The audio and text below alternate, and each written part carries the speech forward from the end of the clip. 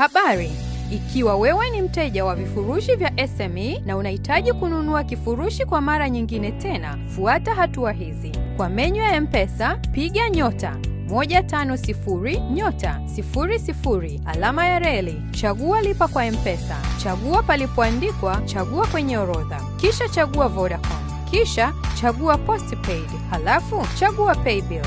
Weka namba ya account na weka kiasi na kifurushi unachotaka. Kamilisha muamala kwa kuweka namba yako ya siri ya M-Pesa. Au unaweza kutumia menyu ya moja kwa moja ya vifurushi vya SME kwa kupiga *149*01*77 alama ya reli, kisha chagua aina ya kifurushi unachotaka.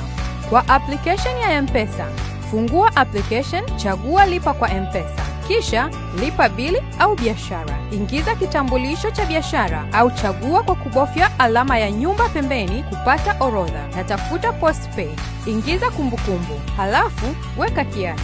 Na fuata hatua zingine kukamilisha malipo. Ni rahisi tu na Vodacom.